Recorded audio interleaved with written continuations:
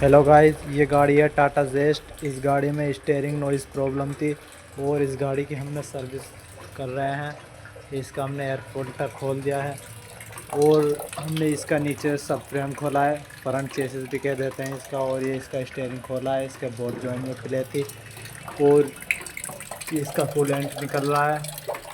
यहाँ से हमने इसका 16 नंबर से ड्रेन प्लग खोला था और इसका ये ऑयल फिल्टर हाथ से खुल जाता है। अब हम इसका सर्विस का काम और सस्पेंशन पूरा करेंगे।